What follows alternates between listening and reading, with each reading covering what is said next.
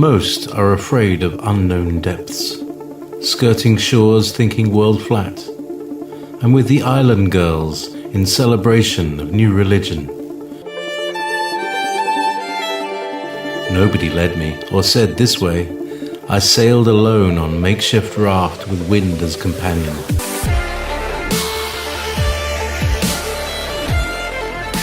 Fate for deliverance, confidence enough to assess new disposition.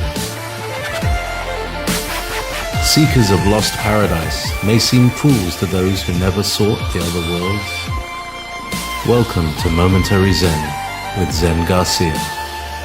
Visit www.fallenangels.tv. You're listening to Revolution Radio. The seekers of lost paradise, hoping to cross mountains in order to breach the next horizon, in discovery of the forbidden jewel, are hunters of lost estate.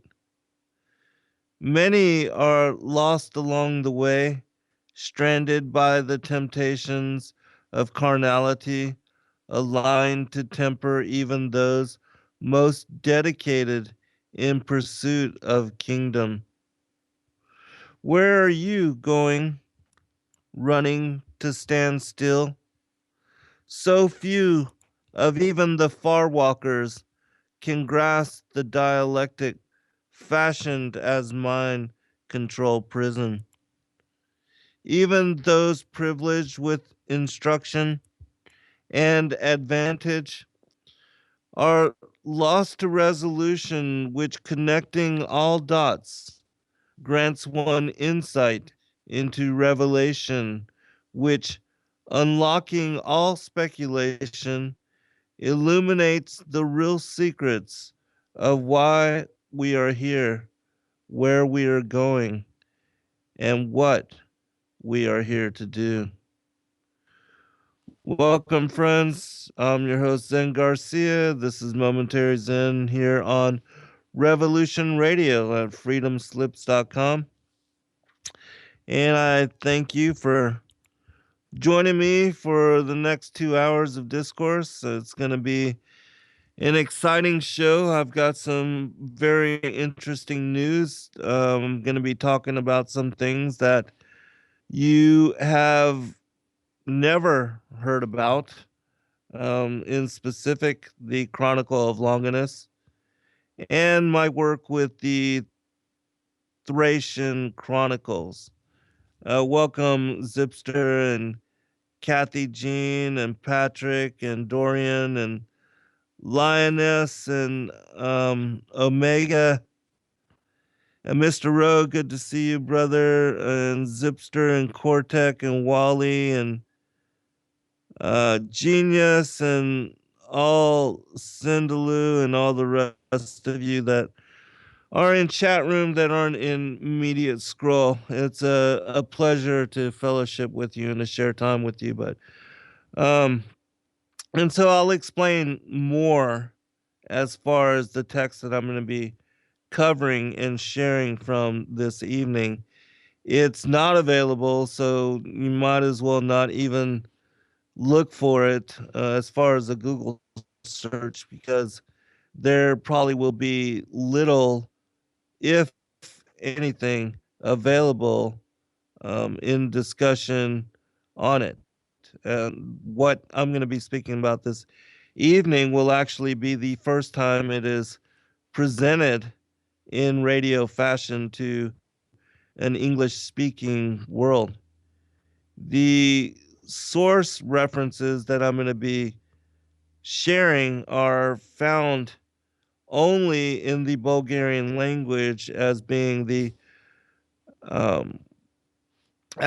inheritors of the Thracian culture and civilization, which are very ancient people, and their mythology and their ancient lore go back to 2,000 years before even that of the ancient Egyptians and the Sumerians. And the mythology is also connected to what are the forebears of modern culture and civilization. The Thracians believe themselves to have been apportioned off from the original people, Adam and Eve, and those that had once lived where the North Pole now is, and that paradise is believed to have been located in that area. And there's even the science that has come down to us, in which talks about how that particular area had once been uh, tropical and temperate, and in that it is no longer in that manner, but that the mythologies, the stories, and I recently had done a show on this talking about the connections with paradise, the throne of God, and other aspects of like the mythology surrounding the Hyperboreans, um, and so many cultures worldwide, even like with Shambhala and Mount Meru, the magnetic mountain, the pole star. Even in scriptures, it speaks about the throne of God, and that the north, the sides of the north, being where the mountain of God is located, and how supposedly also there is this uh, that's where the ladder, the portal, or the opening where the angels are allowed to go to and fro between the upper heavens and that of the lower realms, that that is the place where this dimensional lapse, this over, where the veils, the crack between the worlds, um, meets and overlaps. And so I'm going to talk a little bit about that this evening as well, because I'll be doing a follow up show this coming Saturday to elaborate on the material that I have that confirms the premise of all of that. And there's actually a book that was written in the 1800s called Paradise, the um, Cradle of the North, something along those lines. If you keyword search it, you'll probably be able to find it. But it was written by a author named William Warren, if I'm correct. And the book itself is like 400 plus pages and is incredibly well written in tying together so many different aspects of the many cultures that talk about and um, share the mythologies. You know, there, of course, there's different names and different characters, but the underlying story is similar in connecting all of them together. And so I've been doing a lot of introspection and writing and reading in this regard. And so the show that I did previously was on the connections with paradise and the throne of God, and also with Hyperborea. You can find it on YouTube under my Endeavor Freedom channel. And I will, again, I'll be doing a follow up this upcoming Saturday. But just to give you an idea of one of the other things that I'm involved in, which I've spoken about it previously, was my work on the Thracian Chronicles. And I shared that with you, talk about the work of a Dr. Stephen Guide, who wrote a series of books called the Thracian Script Decoded, where he was able to study the art and some of the the mythologies of the Thracian people. And previous to his work, the archaeologists and these linguists and various scientists, they did not believe that the Thracian people had a written script at all. And so it wasn't until he was able to decrypt and to crack the code as far as their language that he was able to show that even the ancient Egyptian hieroglyphic system was based upon this much older Thracian script. And so he was able to prove that, that there was this connection. And because the Thracian people preceded the ancient Egyptians and also that of the Sumerians, um, he was able to show how it was that this language ended up being and located in the Middle Eastern area, but that it had descended and migrated down from the high reaches of the northern latitudes down through Middle Europe, and then reaching into the Middle Eastern area, which in and of itself is a very fascinating story. But in decrypting the Thracian script, Dr. Guide was also able to translate a series of texts called the Thracian Chronicles, which are about 700 plus pages and which comprise many stories. And the other interesting aspect of the Thracian people is that they were they were ancient Christians who, in their mythology, had prophetic works which spoke about and prophesied the coming of Christ and his incarnating into flesh form. And what's interesting and also very important and critical for the world to understand about the statement that I just made is that most of the mainstream archaeologists and the scientists, as far as the linguists, they believe the biblical narrative to have been passed down and based upon the Sumerian mythology, which those of you that have read the Sumerian myths, you understand that they are these stories as written by the or the written down by the scribes of the or by the so-called the gods themselves, the Anunnaki, Enki and Ea, those being the foremost, but also many other of these pagan gods or goddesses, and that the mythologies are largely based upon the oral traditions that were passed down to the scribes and to the priests of these various Anunnaki gods.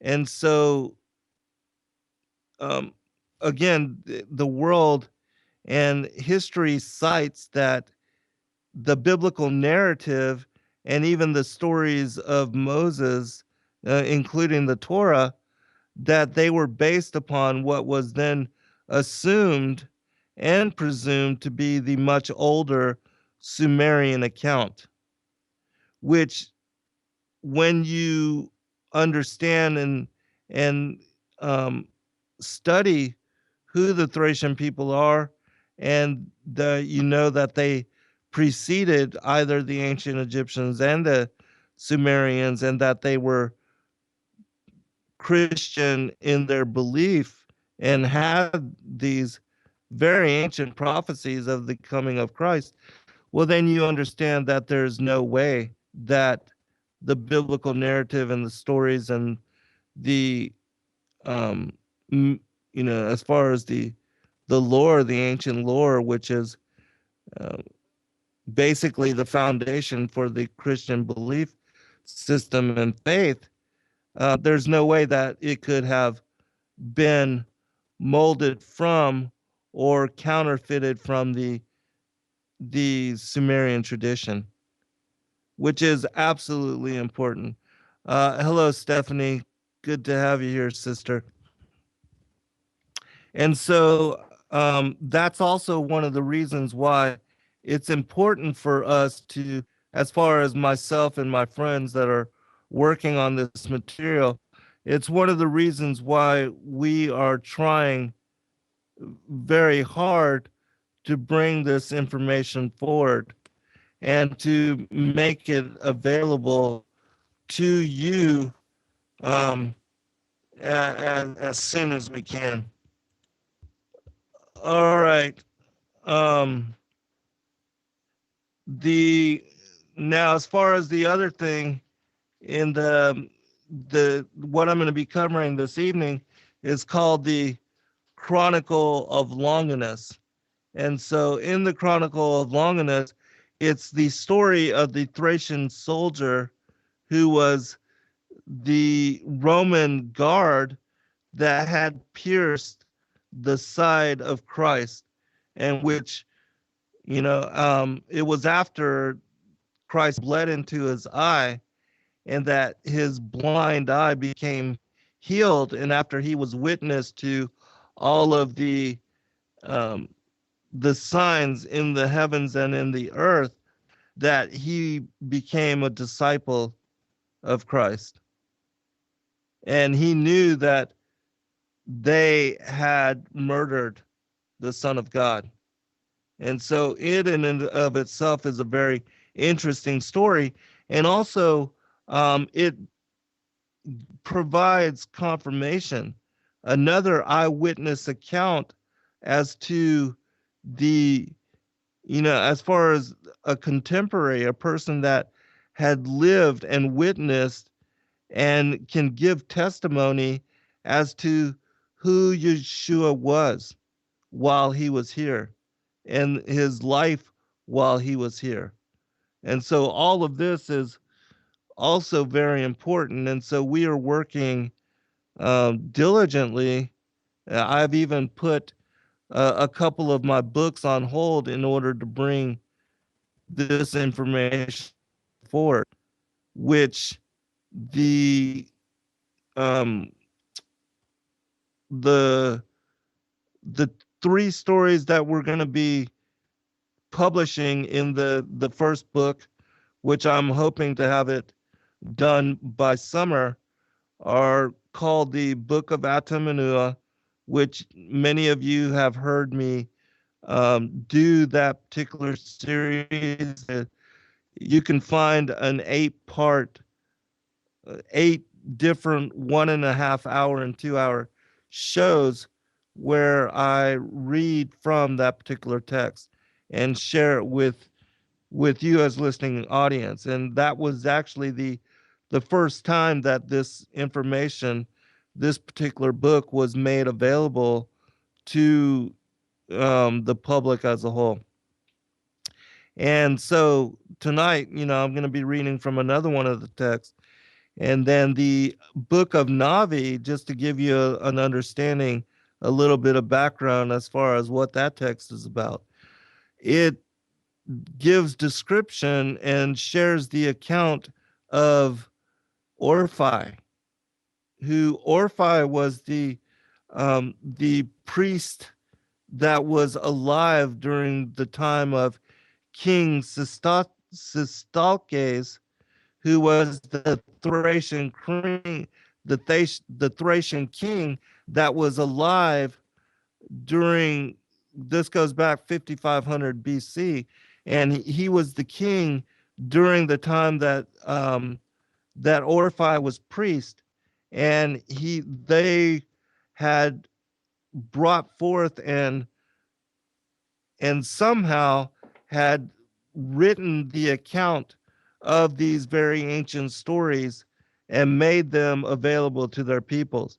And even in their time, these stories were ancient and preceded the flood of Noah's day. And so it was These stories go way, way back. As I said, they, like the book of Adam and Ua is from the life of Adam and Eve, and it's a testimony that was shared to with the children of the line of Adam, and they were passed down from generation to generation until they were given to Noah, and Noah was able to share them with Shem following the flood. And so these stories are connected all the way back to the very beginning, which when I reference the beginning, it is actually I'm actually referencing the modern era with the creation of Adam and Eve, not the pre-Adamic or the prior times, what I reference as the prior times. And so when we come back from the first break, I will start reading from the Chronicle of Longinus. And it's not as extensive as the book of Atum and Ua. Like the book of Adam and Ua, which is basically the Thracian translation, English translation for the book of Adam and Eve. The name Atum and Ua is the name of Adam and Eve in the English translation of the Thracian, which is the Bulgarian language. And that particular text is over 80 chapters. And I've also, in translating that text, I spent a lot of time in studying the other ancient accounts, which there are many. Just to name a few, the Apocalypse of Moses, the first and second book of Adam and Eve, which are part of the Forgotten Books of Eden collection, and the um no, there's many, the conflict of Adam, um the Vitae, which is the Latin version, the Vitae of Adam and Eve. And so there's many different accounts. There's a, a Gregorian account, not Gregorian, but a Georgian. There's a Georgian account and also a Armenian account, and I can't remember the names of those currently at this time. But there are like 7 different ancient accounts of the life of Adam and Eve. But the Thracian book of Adam and Eve is more ancient than all of those. And it's my opinion that it is the original source for even all of those very ancient accounts. And that it's also unique in that it has more chapters, and and as far as the first book of Adam and Eve, uh, the second book of Adam and Eve is a whole separate, which is not included in the Thracian account. But as far as just the story of Adam and Eve and not their children, the Thracian account has more chapters and has more detail in the very beginning and the very ending, which makes it unique amongst all the available stories about the life of Adam and Eve. And so I'm excited to bring this information forth because I believe it will greatly bless the world. And I consider it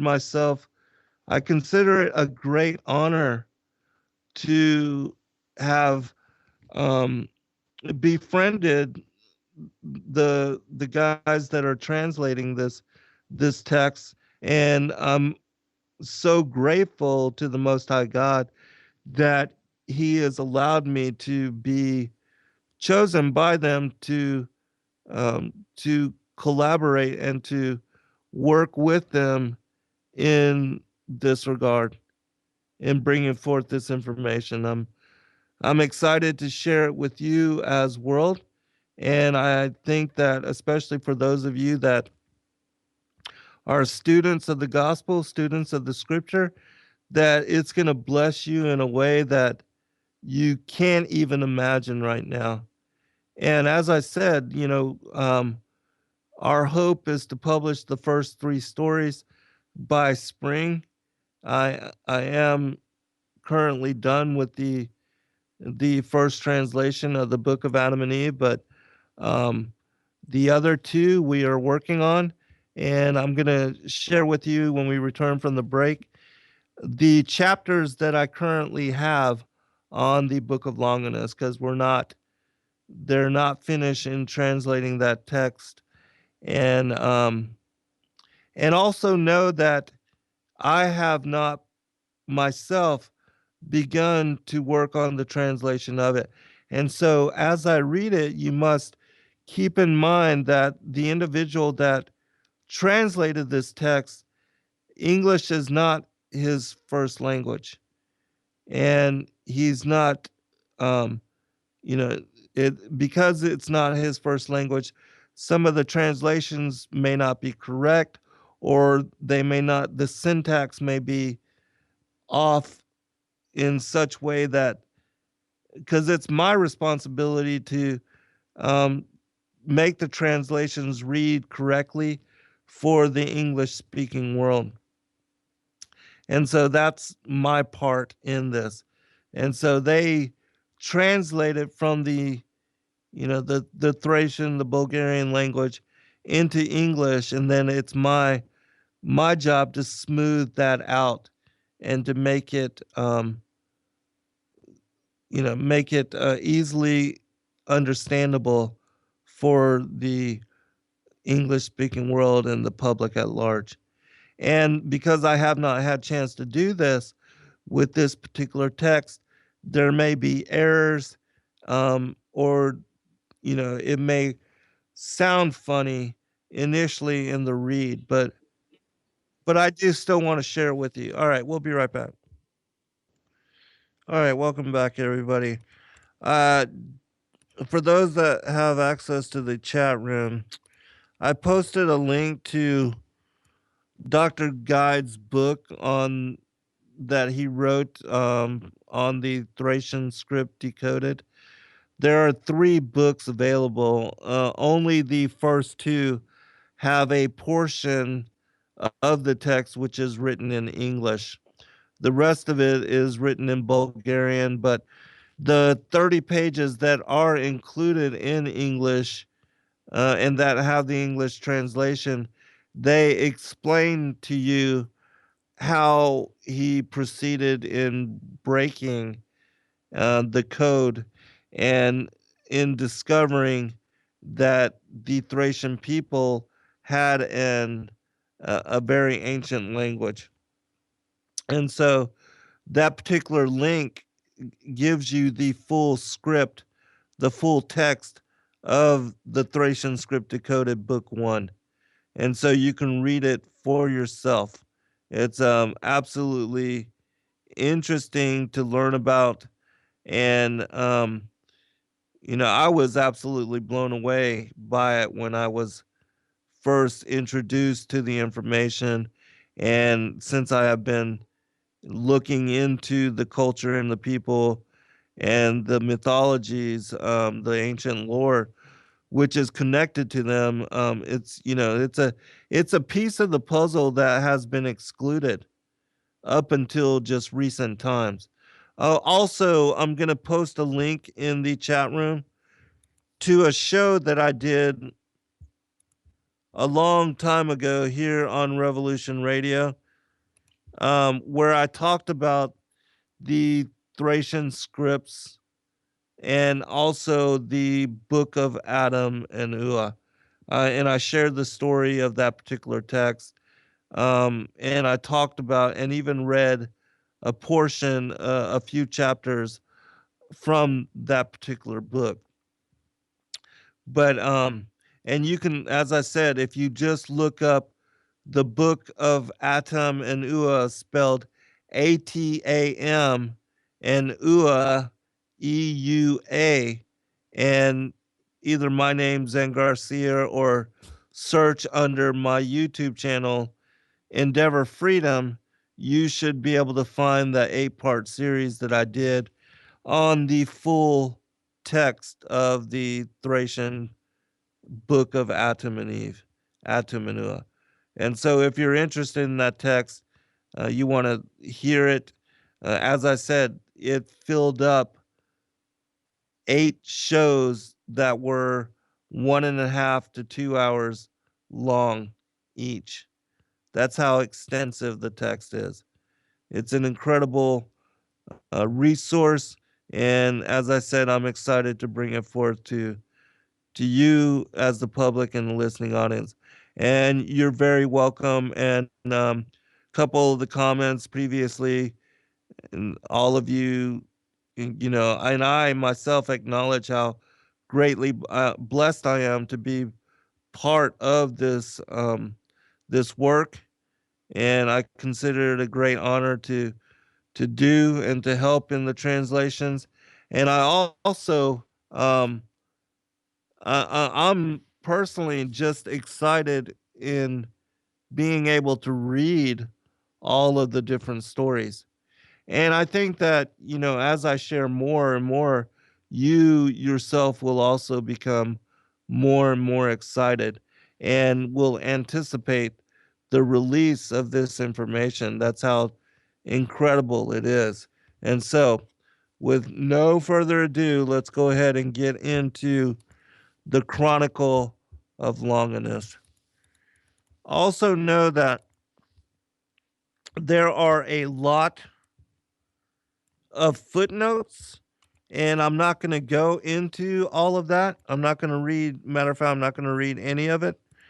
But when we present this book in published form, it will include all of that. And as I said, there's an extensive amount of footnotes. And that my friend, in translating the text, he provides all of these different footnotes on how the Thracian language is translated and what the words mean, which for a linguist, I mean, this is absolutely priceless information, which I've always been interested in the various languages, but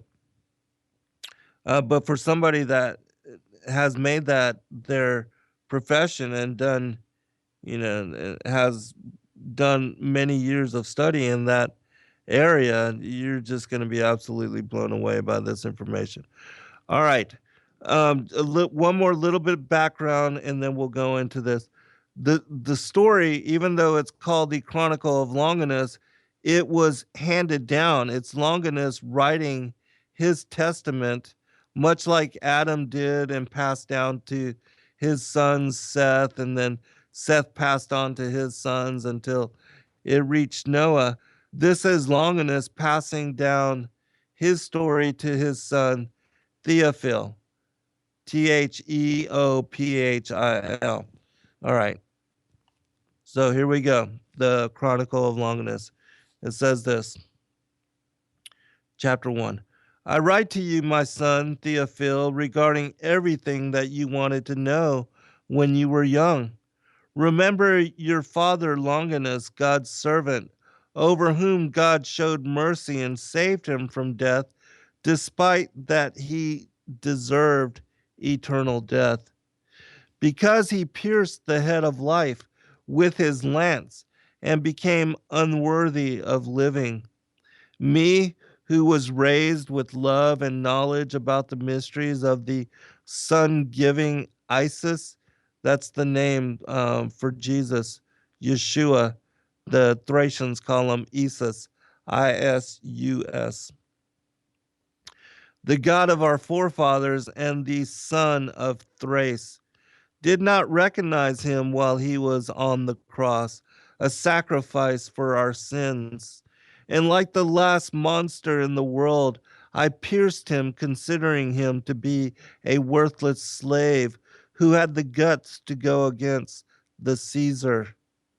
But it was me who was miserable slave under sin and a slave to Rome because I gave my life and my youth to this evil empire.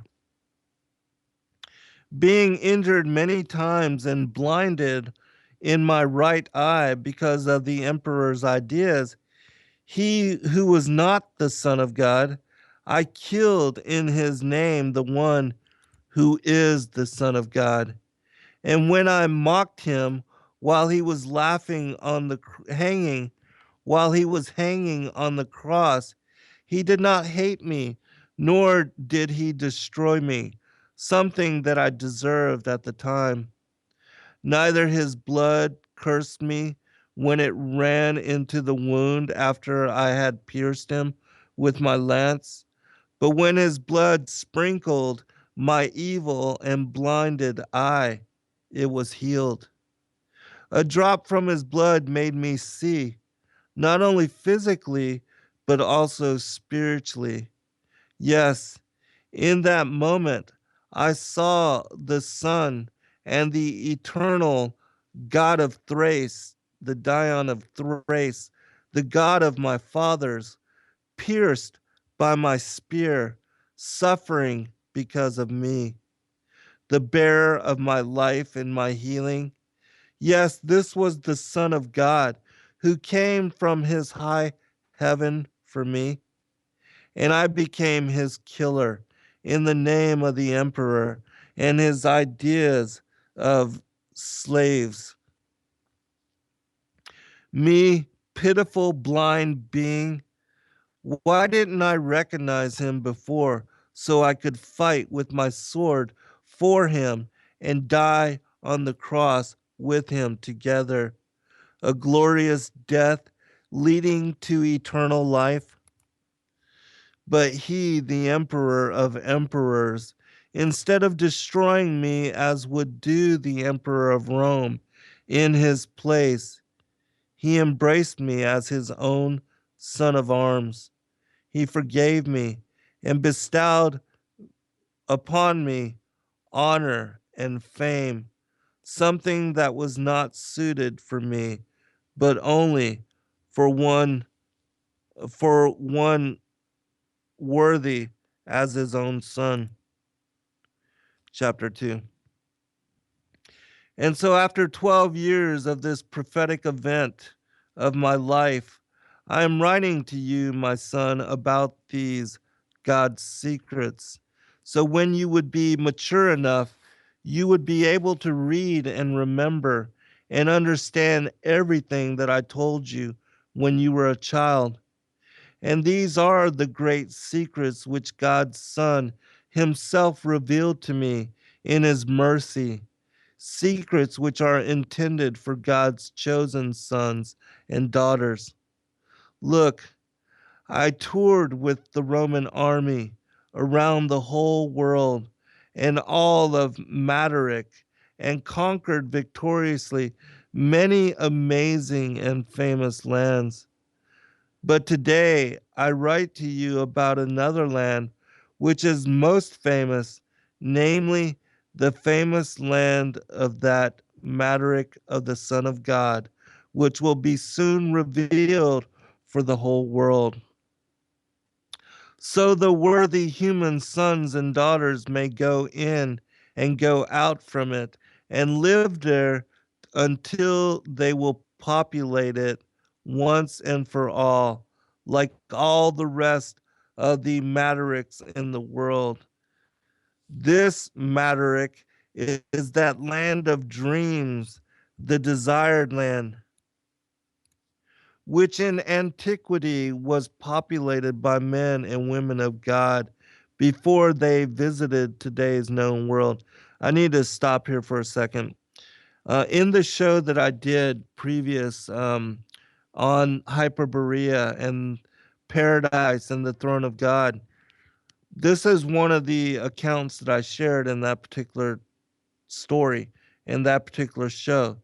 Because as I said, the ancient accounts speak of paradise being located at the North Pole, and that this is also where this particular dimensional doorway, this crack between the worlds, the overlap of the spiritual and the material world, where what Jacob saw as the angels ascending and descending on the ladder of God, that this is that particular place. It's referenced in Isaiah 14, where Lucifer said that he would exalt himself above the stars of God, and that he would sit upon the mount of God and be like the Most High in the sides of the north. This is um, what he's talking about, and that New Jerusalem is also located there in the third paradise, in the third heaven, and that it will descend from this area and descend to the earth, and descending down through the second heavens and arriving, as it says in Revelation chapter 19 through 21, that it will then settle on what is, this place of this area, which another very interesting story is the story of the smoky god. For those that know what I'm talking about, this is a story that was written down in the late 1800s. It was a testimony of a guy named Olaf Hansen, who was a Swedish fisherman that spoke about how he and his father, at sometime during his early childhood, when he was 19 years old, that they had made a journey to the polar north. And when they arrived there, they found that it wasn't frozen, but it was very warm, and that they found themselves on a river called Hyllikel, which is Heidekel, which is in Genesis one of the four rivers um, coming out of paradise. And he talks about having met this very ancient race of giants that had this incredible technology.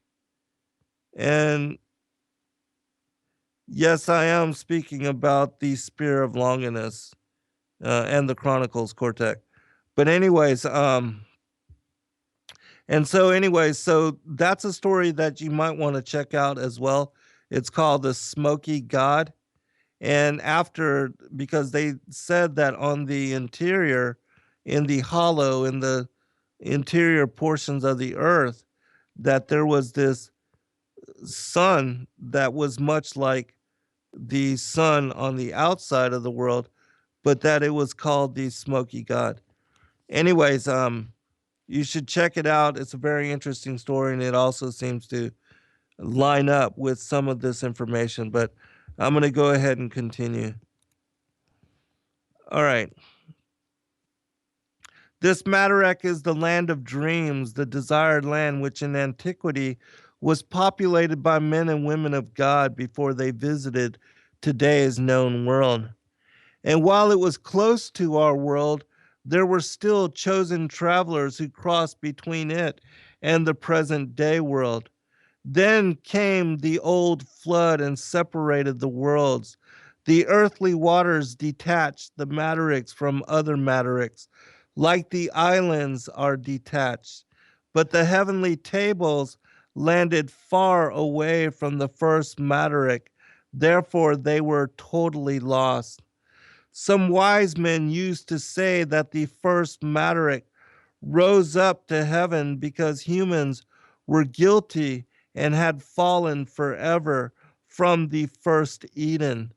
If this was the case or not, only God knows, but it is written somewhere that during many years, in deep antiquity and younger times, many travelers came again across this island, Madarek, which is, the name Madarek is reference for island.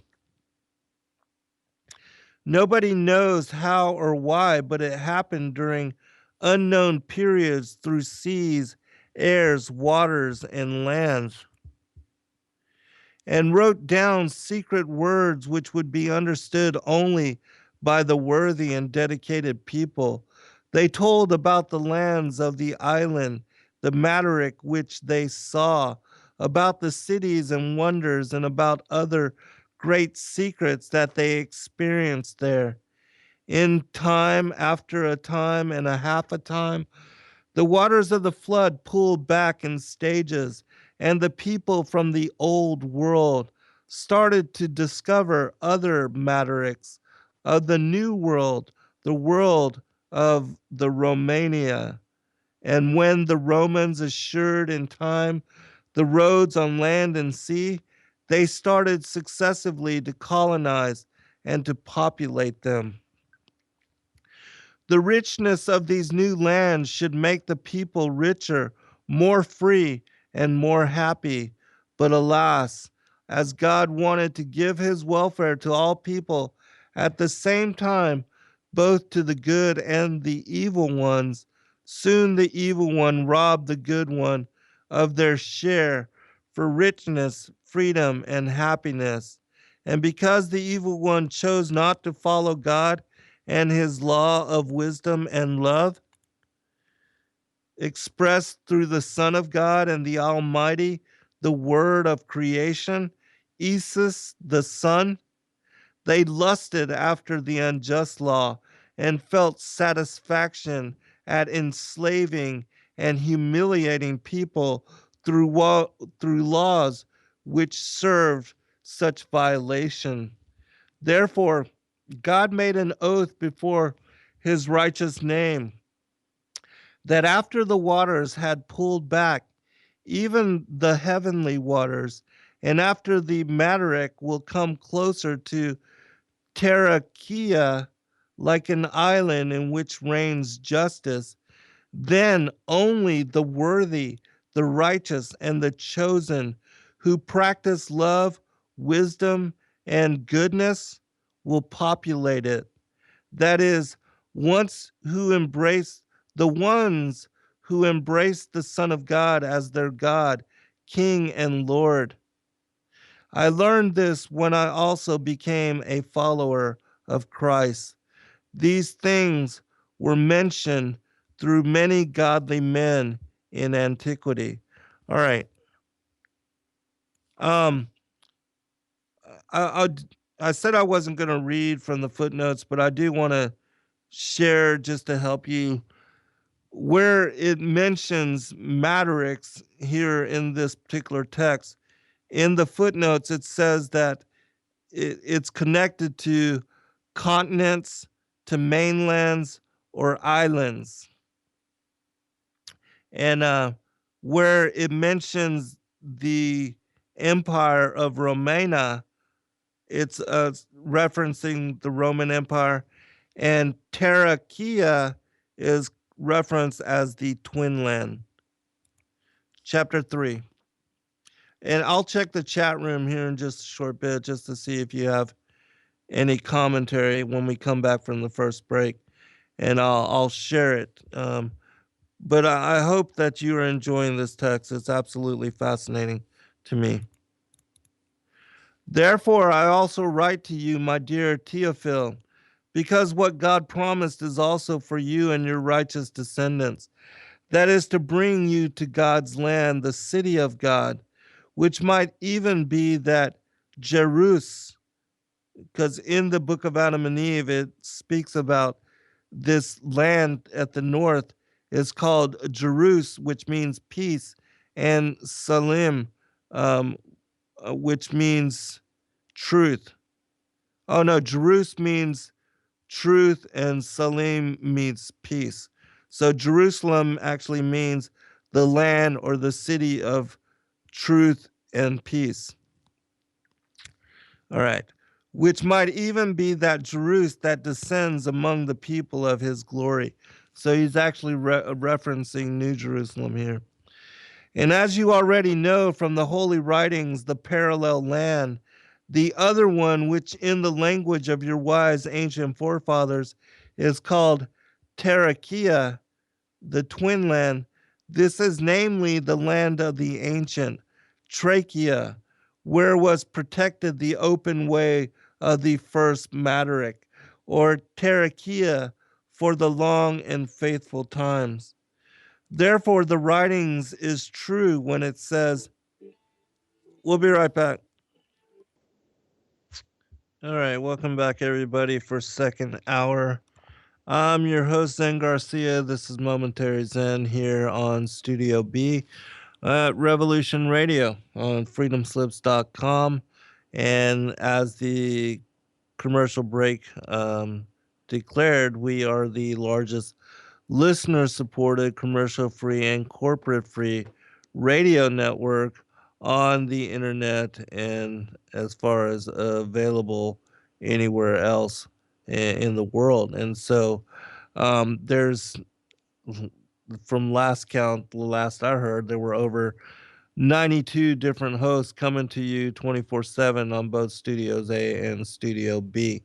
And that in order for us to continue doing what we do and utilizing Revolution Radio as a platform for bringing forth all of the esoteric information that we do share with you as listening audience in fellowship. If you can, those of you that are willing and that can't afford to do so without putting yourself out in any kind of hardcore way, especially take care of your families and your children and make sure you have enough to eat and all that. But those of you that do have discretionary funds, please do go to freedomslips.com, click on the donate button. And even for the price of a Happy Meal or for one outing at your favorite fast food restaurant, that you can buy access to the archives for $4.95 a month. You can buy access to the archives and gain uh, download capacity for each one of the various hosts and all of the shows, all of the weekly shows.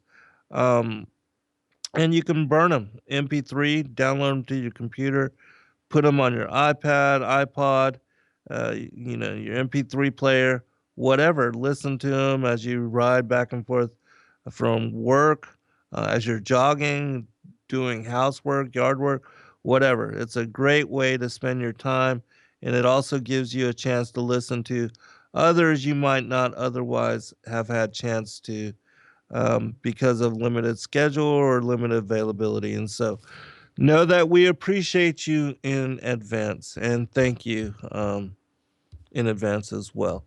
All right, we're going to get back into the Chronicle of Longinus because I know I'm going to quickly run out of time. I'm only on chapter 3, and so we're going to try to make it through the fullness of the text.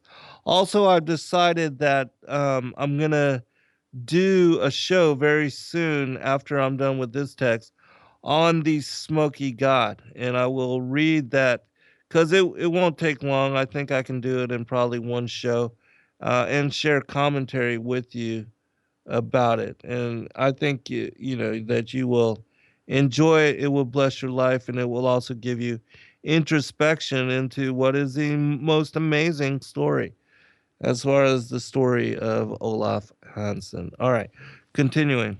Chapter 3, verse 4. Therefore, the writing is true when it says, in Thrace is the root of Tarakia, where are the gates to God's sun city of justice. In Thrace, the devoted or the initiated come up and go down in the Mataric of the immortal and the anointed, because Thrace and Tarakia were initially one. And see, I inform you joyfully that in our time, the Son of God, Christ, accomplished the great salvation for the chosen people from all human nationalities and kinds. And therefore, the angel who is guarding Eden withdrew his fiery sword. How interesting is that? Through the Son of God, the Word Jesus, who is Christ, and the redemption of Adam's bloodline. The time already came when people will hear the sound of the archangel and the angelic pipes. And the gates of the city will again be opened in Thrace for all the chosen.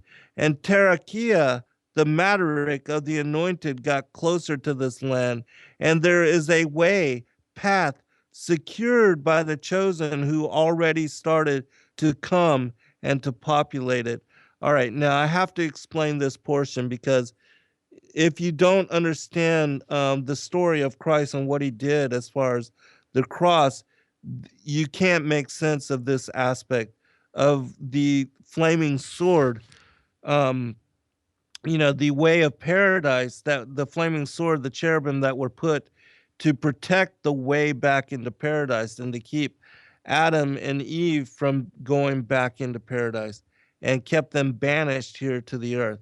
Now, if you understand and know the story of Christ's descent into hell, which is chronicled in the Gospel of Nicodemus, in the second portion of that text called the Acts of Pontius Pilate, that it details that when Yeshua was separated, when he was dead and his body was laying in the tomb of his uncle Joseph of Arimathea, that Yeshua descended down into Sheol and breaking open the gates of iron and the doors of brass and emptying out Sheol, all except for Judas and Satan. Satan was also in turn into Sheol during that time. But all of the righteous patriarchs from Adam to the thief that died on the cross, all of them were baptized in the Archuresian lake, and they were allowed to enter into New Jerusalem, into the city of God. And that was the first resurrection, what is referenced in scripture as the first resurrection. And the righteous, they were also the first fruits of the resurrected dead. And so Yeshua, in fulfilling the feast of the Levitical feast, the first four feasts of his father Yahuwah or Yahweh Elohim, he was the Passover lamb. And that died before Passover. His body was entered into the tomb of his father Joseph of Arimathea on the feast of unleavened bread, which was a Sabbath. And then he was resurrected as the high priest and he also resurrected Adam all the way, as I said, to the thief that had died on the cross, the children of Adam's line. He resurrected them and then gave them over to Michael, who baptized them, and then he presented all of them as the first fruits of the resurrected dead to brought them before the Father. And so he was the high priest that did the public wave offering, which, if you understand the Levitical feast, you'll know what I'm talking about. And so he was the high priest, and he was also part of the first fruits because he was the first one to be resurrected. And then because he resurrected all the others, this is counted as the first resurrection. And because of that, that's when the cherubim and the way to paradise was opened again. And Adam and Eve and all of the other righteous of Adam's line, they were allowed to enter, to not only leave Sheol, but to enter again into paradise. They had their bright natures and their immortality restored, and they had a return to their first estate, which is what will happen for the rest of us when the rapture happens and when Yeshua takes the judgment seat.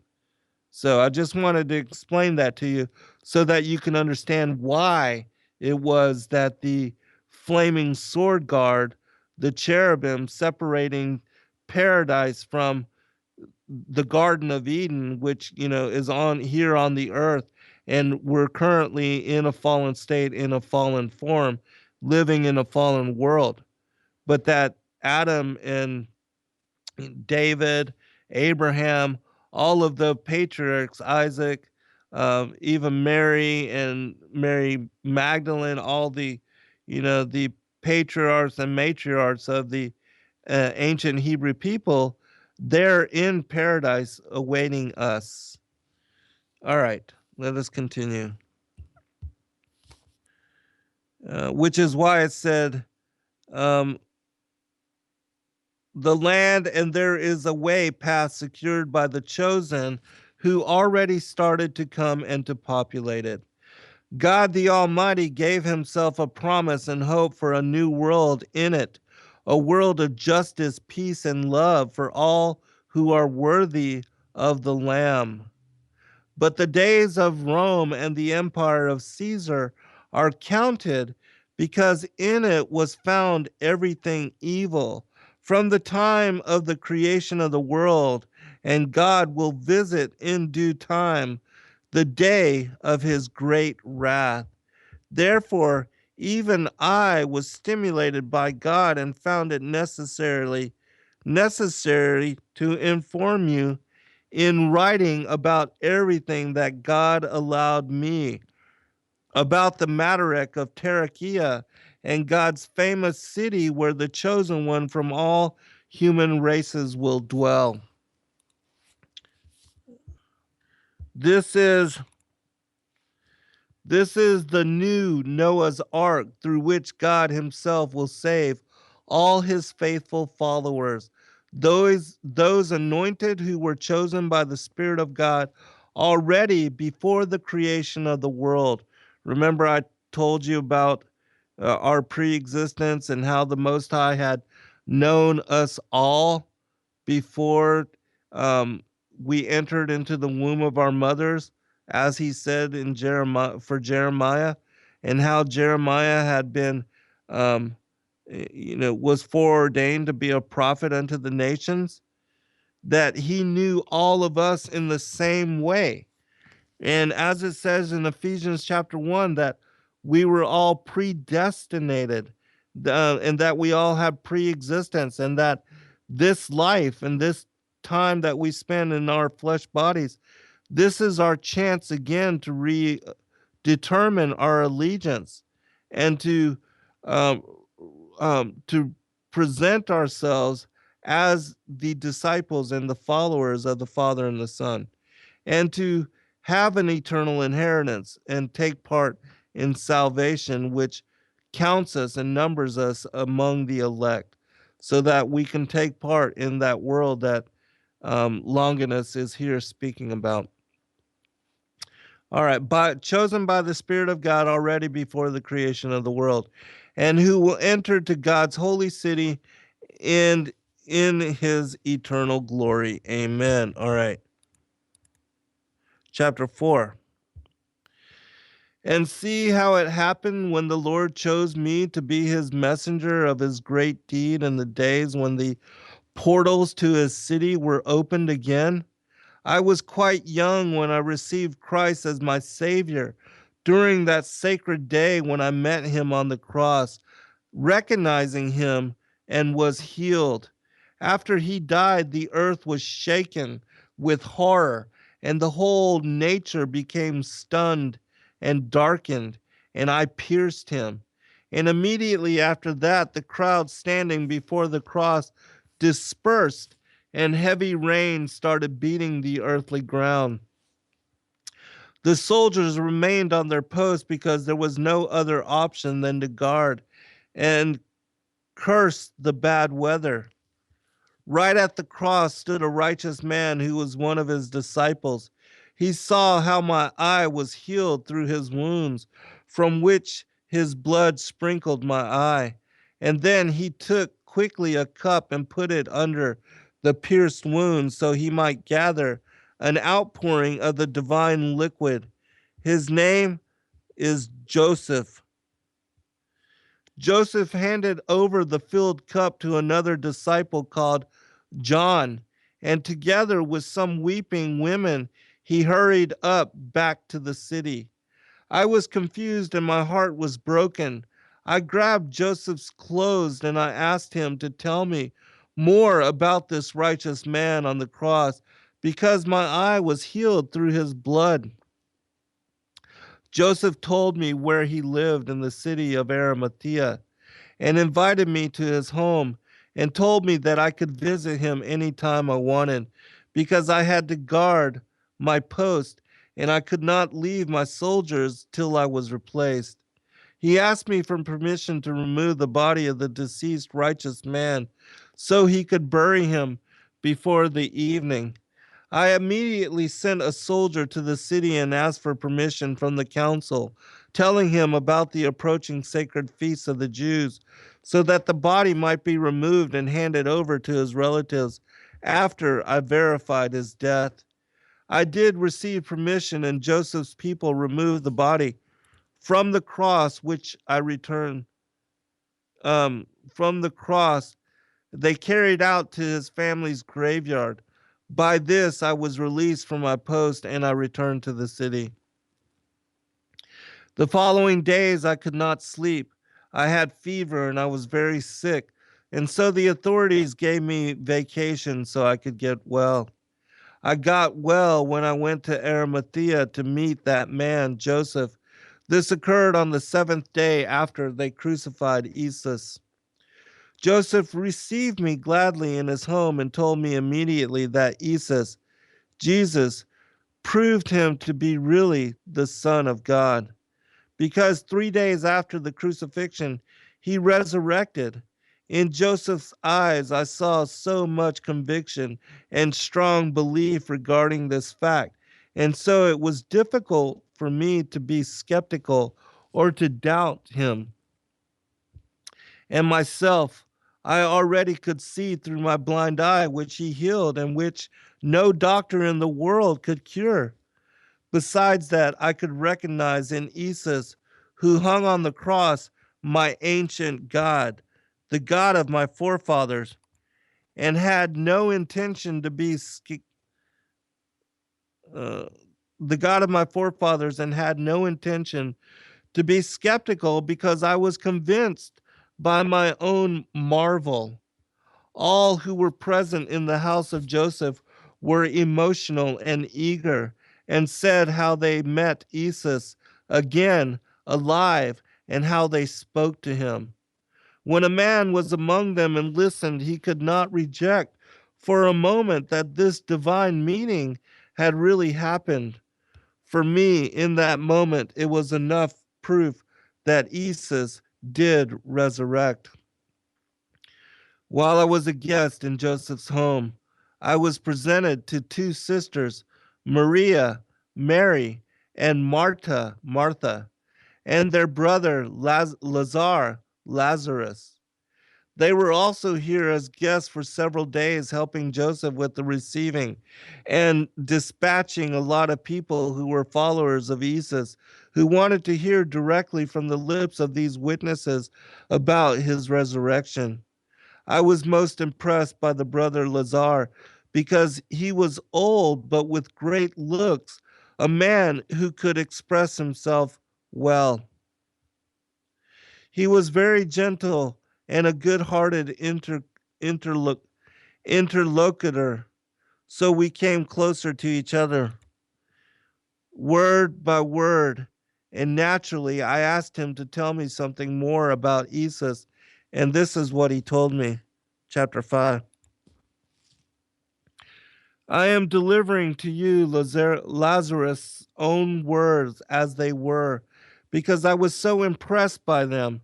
Therefore, I remember what Lazar said word by word as he stood before me right now. He said, "See, Longinus, all brothers and sisters know me, and they know that I was dead when the Son of God, Jesus, resurrected me from the death.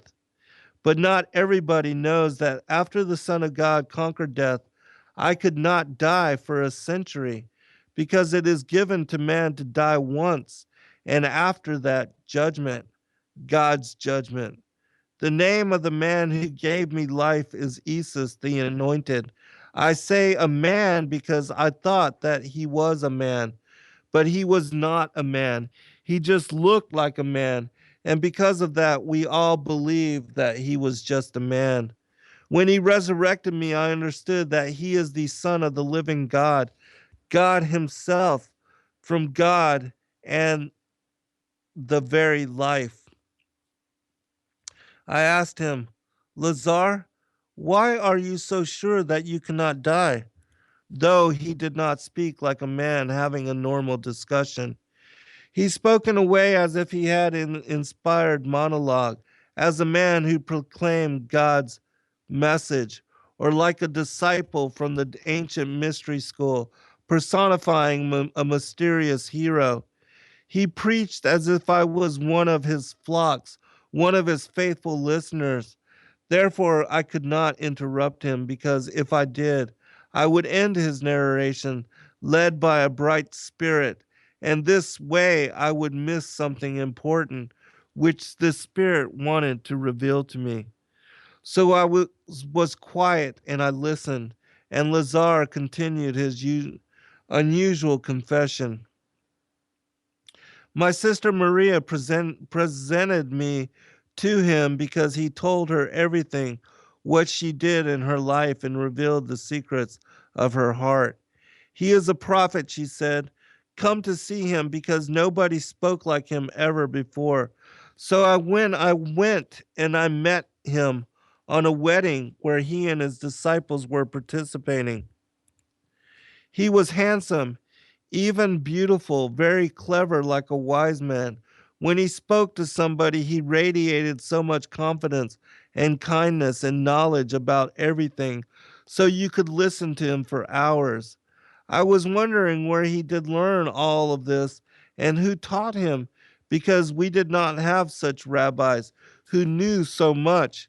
I have listened to them teaching the law, but I haven't seen someone similar to him.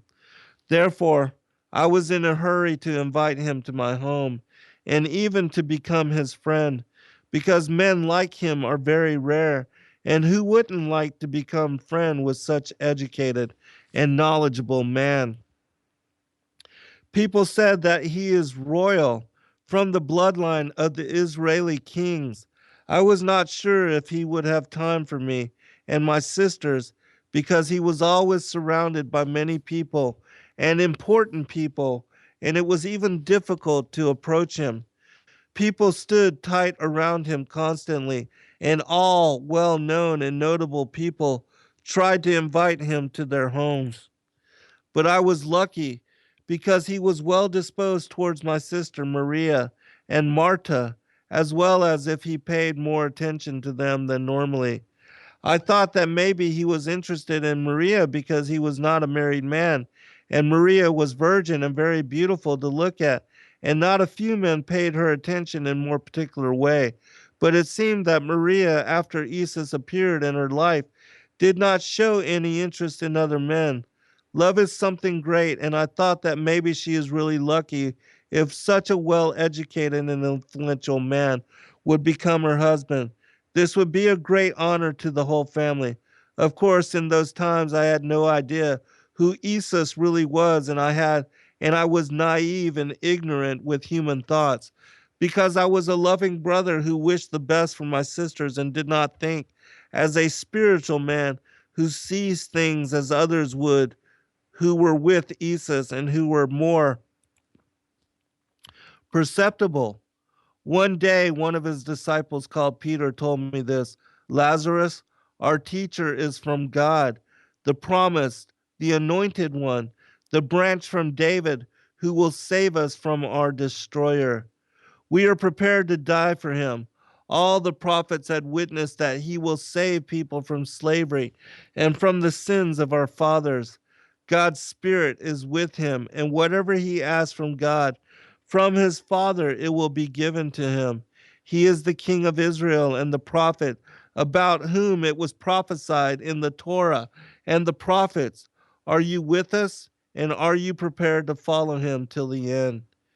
I didn't know what to say, so I exclaimed, Well, why not? Those words from the brother Peter made me very confused, for it seemed to me that he was speaking of something which is dangerous, something against the authorities, something which I did not understand, and about something that I was not prepared to risk. That is, to risk my family. It sounded to me like a rebellion, something which was linked to the zealots who planned a revolt against Caesar of Rome. I felt like being stung by a wasp. I could not imagine my sister bound to this man, no matter how much I liked him and no matter how much I admired him. No, I wanted the best future of my sister and not being married to a rebellion. We'll be right back to pick it up. All right, welcome back, everybody, for final segment. I know that I won't be able to make it through the entirety of this text, and so I'll do a follow up next week and I'll be able to finish it up because, as I said, I have already in my possession 11 chapters and I'm only on chapter 6. And so we'll follow up next week with the remaining of this particular text, and then I'll share a little bit more information about some of the other as far as the Thracian Chronicles. But I'm going to continue on because what I'm about to get into is very important because it shows to you that Yeshua was not here for anything as far as the carnal aspects of the world. He was here to fulfill the prophecies, to fulfill the scriptures, and that his role and mission was something of greater significance than even the apostles could understand during that time. All right, so continue. And also, I'll say this, that this text also trumps and debunks that whole Da Vinci Code. And even though who Lazar is talking about, um, you know, the whole Da Vinci Code that Yeshua married Mary of Magdalene and that they had a daughter, and that the daughter then, brought in the Merovingian kings of the line of this Illuminati line. Anyways, I'll continue with the story. One day, when my sisters were preparing supper and when the disciples were out working, I stayed in private with Jesus for a while. I used this opportunity asking him following: Teacher, people say that you're preparing war against the Caesar. Is this true? But Jesus responded, Lazarus, what kind of thoughts is troubling your heart? Maria is safe because she chose the share of God's kingdom and deeds which are given her from God. Don't you understand that I came to free my people and to give them abundance of life? Rome is doomed, but will not fall by human hands. I did not come for Rome, but for the chosen. I came to give light to the world, and who follows me will not be in darkness anymore, and I will have the light of life. Do you understand this? Let's say that I did not understand, but his words were filled with peace and comprehension for my concerns. So I could not say anything more, but just said, following, Teacher, I trust you, but I beg you, if your intentions towards my sister is unsecure and if it depends only on you, so don't torment her heart because she loves you very much and her heart would be broken if she felt herself deceived and abandoned. Isa smiled and put his hand on Lazarus' shoulder, saying to him, Don't worry, Lazarus, your sister knows me better than to think that the God the Father sent me to look for a wife. I am promised to his virgin, Israel, and devoted to all people, but your sister is most prominent among them. I know that at the moment you don't understand what I am saying, but when God's Spirit will come to you, you will see through my words and you will understand. Don't worry, therefore, you and your family is safe. If it was not, I myself would tell you that. But now do not be concerned about anything, for I have much more important work to do than worrying about Rome and Caesar. I wanted to ask him more, but two of his disciples came to my home, and it was not suitable to talk before them. but I thought for a long time what his words meant. Apparently, the relations between him and my sister was not of that character of which I was imagining, linked to a marriage or just habitual love, like between a man and a woman. But then, what was the relationship about? What other close relation could there be if not love relation between a man and a woman? Maybe I should ask my sister herself. After a couple of days when we were alone at home, I asked Maria what she is thinking of Isis, if she liked him as a man and if he was interested in her as a woman. She looked at me and started laughing, something which irritated me a bit because it made me uncomfortable and I felt like a little boy who asked his mother why men and women are kissing each other. You don't understand anything, isn't it? She said and hugged him. What do I not understand? I saw you when you kissed him, and once he kissed you on the forehead. I replied, confused. My beloved brother, this was not that kind of a kiss of which you are thinking of. Yes, I love him, but not in this way. At least it is not allowed for me to love him this way. He is just not, he is just not a man like others, a man who would belong to a woman and have family. He is married to God's Spirit. He is not just a man. If you knew him like you know me, then you would understand. He does not think like other humans. He is something much bigger, which belongs to the whole world and all people. I think that he isn't just a prophet. He is rather from another world and not from this world. He is God. I don't know how to explain it to you because myself, I don't understand. You have gone mad, I shouted. There are no such people in the world. There are people who are more educated and more intelligent than others. There are hard ranking people, yes, saints and anointed kings, and maybe even prophets, but there does not exist people who are gods. This is straight ahead blasphemy. The God of Israel is one, and he is not human. He cannot be here among us because he dwells in the highest of the heavens. But you and I cannot see him, nor can we hear his voice. I don't know what is happening with you since you talk like this. Don't tell anybody about this because you will bring shame and disgrace to our house, and then nobody will want to take you for a wife. Why, my sister? What are you what are you short of in my house? So you started to imagine such things. Why is your heart ill? May God be merciful towards you, and may he find for you a worthy husband. Then you will get better, my dear sister. God have mercy on us and redeem my sister from this mad falling in love with this unreachable rabbi. Dear brother, I am not against you that you don't believe me and that you think that I am in love and mad. I thank you for loving me and for your concern about me. If I was in your place, I would react in the same way. If I didn't see with my own eyes things which Isis is doing, which no human can make or do but God only. For example, what things? Asked Lazarus. I want to know very much with what things he did impress you so much and have deceived you. Well, for example, that he can walk on water in the sea like you walk on the road. He can speak to the water and the wind and the storm, and they obey like soldiers who listen to their general. When he touches a leper, the sores are withdrawing and healed before our eyes. He can transform water into wine every time he wants to. And several times he fed big crowds with some little pieces of bread. After people gathered the rest of bread, then there were many baskets which were filled with bread, and the crowd ate till their stomachs were full.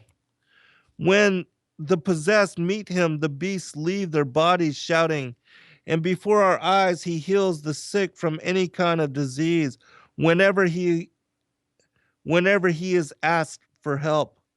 I saw how the bent people were made upright and healed, and how the crippled and the handicapped were healed. The blind from birth got their sight, and the mute started to hear and to speak. And all this did not happen once or twice, but so many times that I wonder what would happen if people brought to him all the sick in the same time, which would be healed before our eyes. Is it possible that the days of illness in the world are ending? You yourself, brother, tell me if you have ever heard about such things, because I haven't, but now myself I have seen it with my own eyes. Tell me if Jesus is not God or the Son of God, and then who is he? Not even Moses, Elijah, Elisi, or whoever from the prophets could perform such great miracles. Well, since Isis is more powerful and greater than the prophets, then who is he if you can explain it? Chapter 7. I responded like a concerned brother. Look, Maria, I have also heard that people speak of these miracles. I accepted that parts of what people say might be true. I personally did not witness these miracles, therefore I cannot confirm it or reject it. But didn't the prophets do similar things before? Don't misunderstand me. I am prepared to accept that Isis is God's prophet and a great healer, and even that he is the anointed and the branch from David. But still, my sister, it is not the same compared to what you have said, that he is God.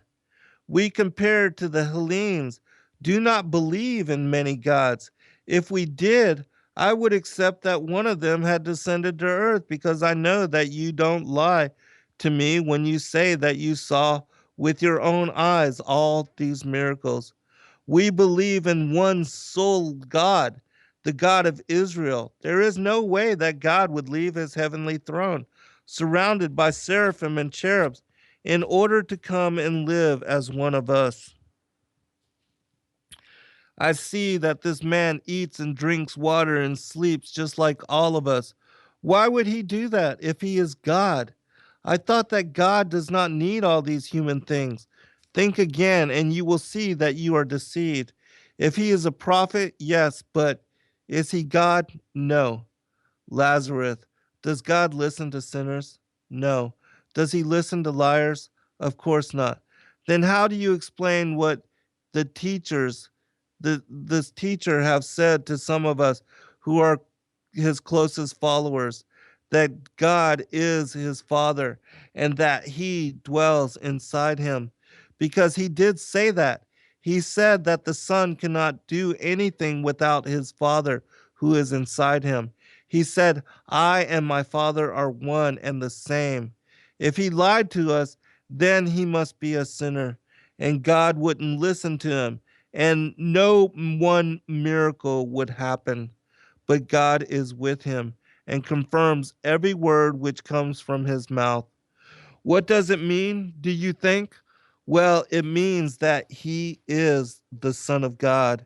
And since the offspring from the horse is a horse, then the offspring from God is God.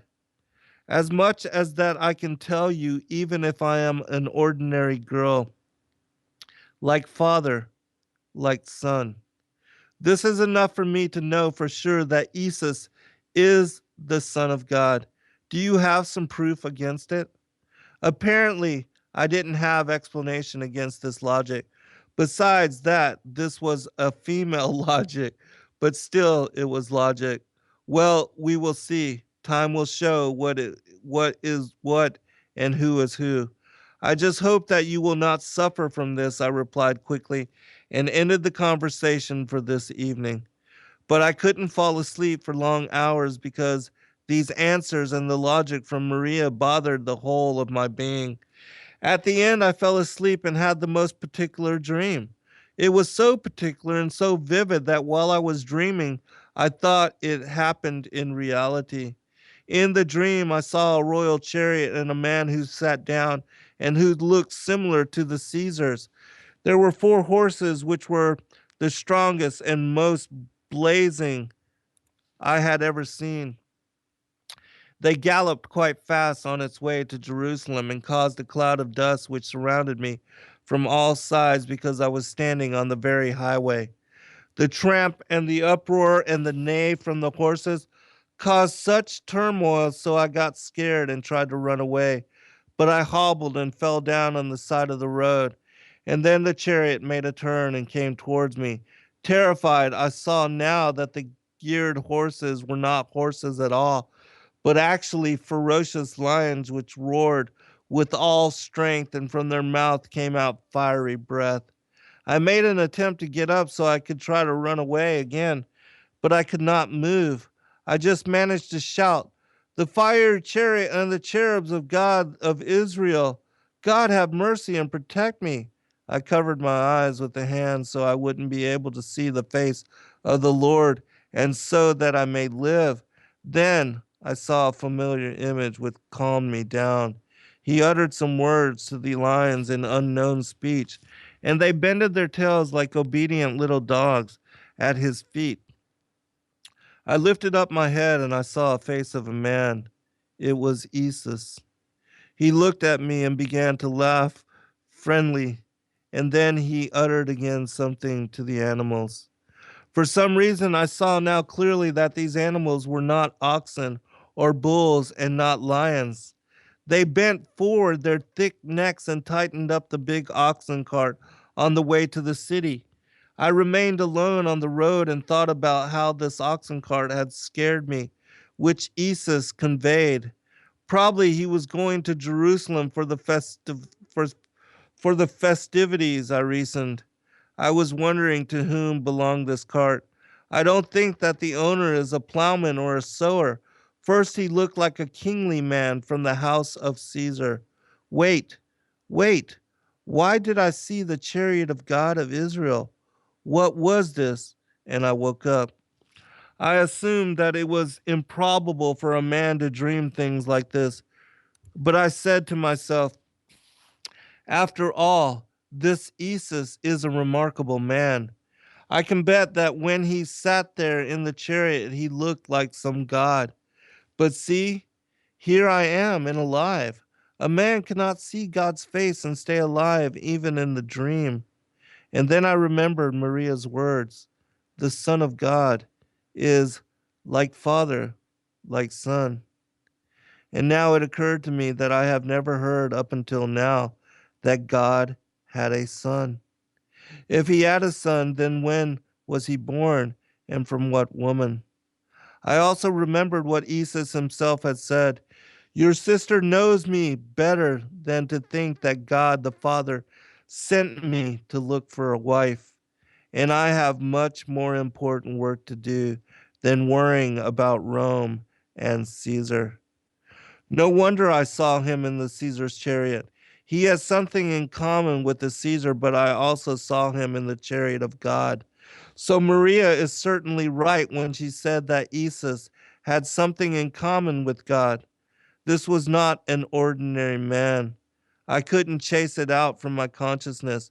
This dream means something, but what? I would be aware of it sooner than I assumed, because I got sick. Chapter 8. I wasn't just sick, but very sick. I had to lay in the bed and couldn't lift up my head. So bad it was. Maria and Martha called for a doctor who gave me to drink some herb, but it didn't help. Then they called for Isis, for he for sure could cure me, but he and his disciples were far away, so I didn't live enough to see him. I couldn't bear it anymore to see myself from the sides how I lay down on the bed and groaned.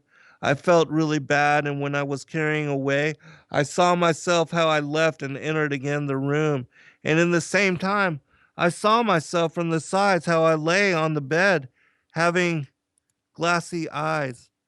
I realized that I was dead because I saw my sisters hugging my body and crying inconsolably.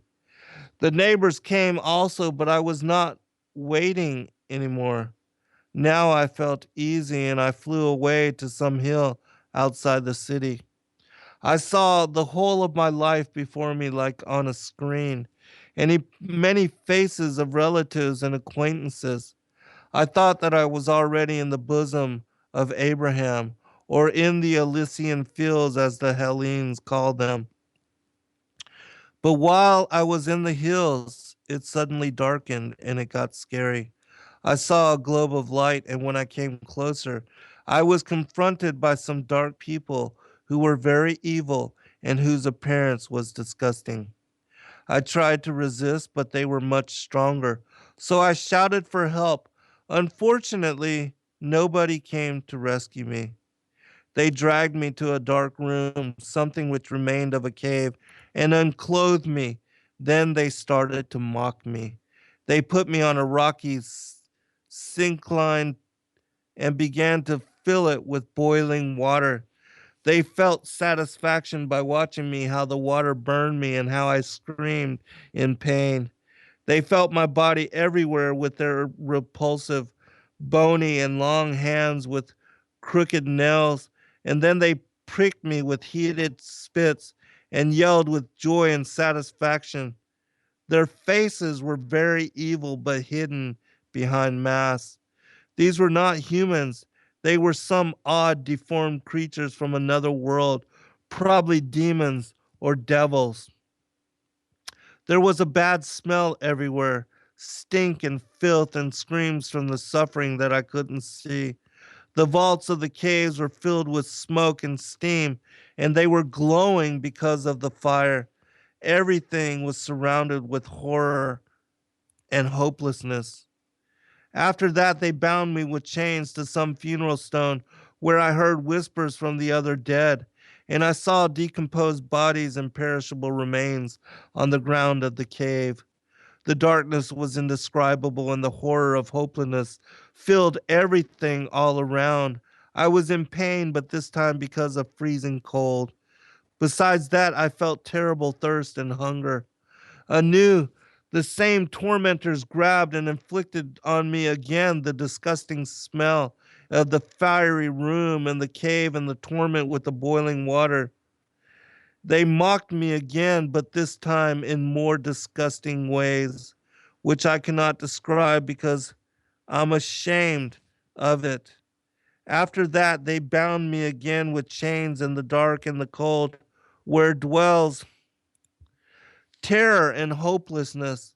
The dead bodies were decomposing and groaning with terror and fear by going to eternal death. And now I was sure that this place was hell, where the souls of the dead can never leave. There was no Elysian fields and no bosom of Abraham. There was only pain, endless pain, and there is nobody who can rescue you. I don't know why, but during unexpected moment, I recalled my dream in which I saw Isis as God in the chariot of God of Israel, and the strong lions which rushed on with victorious roars. If he could just come here with that chariot, with those cherub beings, and to tear apart my tormentors. Oh, I would give everything if this could happen. Only he takes me out from this horrible place. And when I prayed secretly in my heart this to happen, then I heard tremendous rumble in the womb of the earth. The vaults of the cave began to shake, and the big columns of stone were collapsing. I saw that the rocks of the vaults were supported by huge human-like colossuses of stone, which began to move, and they groaned with fear and pain. If something was scaring and tormenting them, groaning, the colossus asked themselves, "What is this? Who is disturbing our kingdom?" Suddenly I heard quite powerful voice as it came from many tubes, which uttered only one word, a word which was tearing down the walls of this underground kingdom. The name was Isis. And it went over and over, and then it strengthened, and the vibration of the echo rings so tangible in all the underground vaults that it was awakening the hope in the depth of the human soul. The faces of the stone